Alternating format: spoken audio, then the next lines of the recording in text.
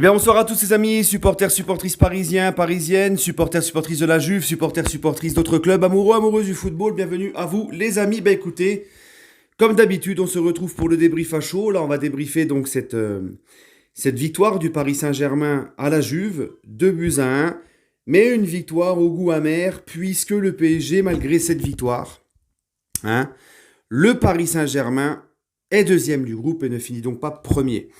Donc je voudrais commencer par ça. Euh, on finit deuxième ce soir. J'avais dit dans l'avant-match qu'il faudrait que le Benfica fasse non seulement une victoire à Haïfa, et que c'est jamais facile de s'imposer là-bas, et qu'il fallait qu'il s'impose avec beaucoup de buts d'écart. Je pensais la chose impossible. Je pensais vraiment que si le Benfica s'imposait à Haïfa, ça serait assez serré. Et puis à la mi-temps, il y avait un partout. Et deuxième fin du match, 6-1 pour Benfica. Voilà, donc comme si le Haïfa avait complètement lâché en deuxième. Donc le Benfica, par rapport au nombre, on a le même nombre de buts qu'eux, mais ça s'est joué au but à l'extérieur. Ils ont marqué plus de buts à l'extérieur que nous. Donc le Benfica finit premier. Et je pense que le Paris Saint-Germain, les gars, on l'a payé. On l'a payé parce qu'on avait deux confrontations à jouer contre le Benfica. On n'a pas été capable de prendre au moins une fois les 3 points sur les deux rencontres, notamment au Parc, face à Benfica, où on devait prendre les 3 points. Normalement, tu es au Parc, tu es face à Benfica, une équipe qui est plus faible que toi sur le papier. C'est là, je pense, que surtout on doit s'en prendre qu'à nous-mêmes. Maintenant, les gars, concernant le match, on s'impose donc, on est le premier club français à s'imposer sur le terrain de la Juve. Mais j'ai aussi un petit sentiment de déception par rapport aussi au nombre de buts, puisqu'il suffisait juste qu'on marque un but de plus ce soir face à la Juve, et on restait tout de même premier malgré le carton de Benfica. Mais on a vu un Paris Saint-Germain, malgré qu'on a gagné, j'ai vu un PSG assez décevant, moi, dans l'ensemble. Voilà. Euh, il y a deux façons d'être déçu dans le football. Il y a la déception parce que tu n'as pas le résultat voulu, ni le résultat souhaité, voulu. Mais tu mets tous les ingrédients pour, et il y a des faits de jeu qui font que ça ne va pas dans ça ne va pas dans ton sens, ou parce que l'adversaire est plus fort, mais au moins tu perds et tu te dis, bon, l'équipe, elle a tout donné, elle a fait ce qu'il fallait au niveau de la mentalité, du caractère, de la vitesse, tout ça, tu vois. Et là, tu as une autre déception, et c'est plutôt celle-là que j'ai ce soir, c'est que euh, l'autre déception, c'est que tu n'as pas le résultat voulu, mais tu as le sentiment que tu pouvais faire mieux, que tu n'as pas fait bien les choses, tu n'as pas fait assez, en fait. Et ce soir, c'est ce sentiment-là que j'ai. Alors, on gagne à la Juve, parce que la Juve est très, encore une fois, malade cette saison. Si c'est une Juve avec un meilleur niveau, si c'est une équipe avec aussi un tout autre niveau, avec un niveau supérieur, et puisqu'on vient de finir deuxième, il faut savoir qu'il y a des premiers de groupe, là, de poule qu'on risque de tirer en huitième, c'est du très haut niveau. C'est autre chose que la Juve. Donc si tu te contentes d'être comme ce soir face à ces équipes-là, là, par contre, le résultat sera très certainement pas le même. Donc moi, je suis déçu parce que j'ai vu un PSG, surtout en première mi-temps, un petit peu mieux en deuxième. Mais j'ai vu un Paris Saint-Germain qui n'a pas montré assez de caractère, qui a été assez fébrile, qui n'a pas mis assez de mouvement, qui n'a pas mis assez d'intensité. Et voilà. Je pense que vu l'état de la Juve actuellement, avec en plus tous les joueurs qui leur manquaient, si le PSG aurait mis ce qu'il fallait, je suis persuadé qu'on pouvait gagner avec plus de buts d'écart. Tu vois ? Hein ? Bref, donc là finalement, on se retrouve avec des regrets. Les regrets de ne pas avoir pris les 3 points face au Benfica. Quand on vous dit que tous les matchs sont importants, surtout que Benfica, c'est une équipe qui n'a jamais rien lâché. Et qu'il fallait absolument prendre les points face à cette équipe qui jouait avec toi cette première place. Et qu'on pouvait le payer de ne pas avoir pris les 3 points face à cette équipe. Et en plus, le sentiment de ne pas avoir fait assez ce soir pour en mettre plus.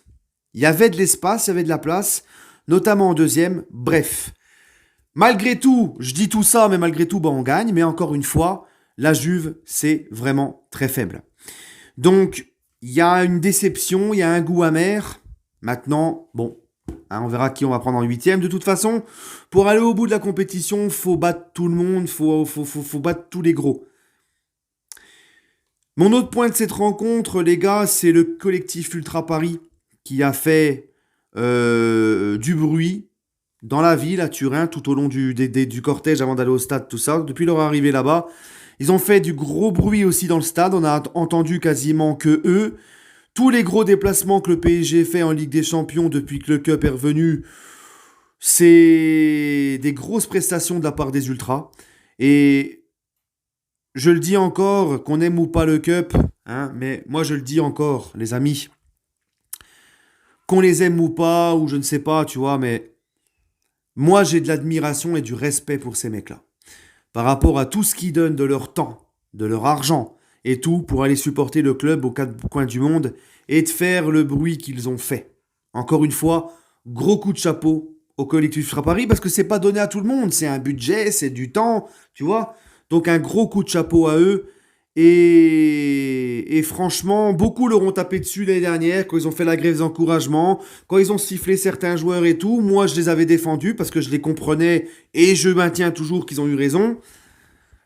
Mais il faut avouer que, franchement, heureusement qu'ils sont là et qu'ils font un travail extraordinaire. Maintenant, mon autre point de cette rencontre, les gars, c'est au niveau des joueurs.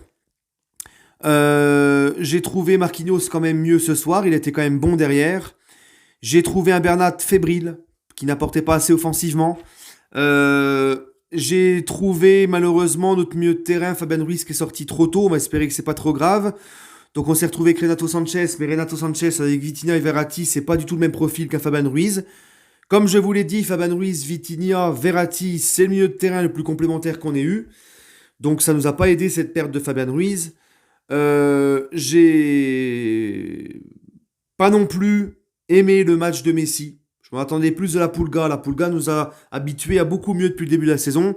Je l'ai trouvé un petit peu ce soir, la Pulga, en dessous, un petit peu plus endormi, encore moins d'efforts que d'habitude. Il en fait déjà pas beaucoup, mais là, ce soir, c'était complètement la sieste. Des petits mauvais, des fois des mauvais contrôles, des mauvaises passes, des trucs auxquels on n'est pas habitué avec lui.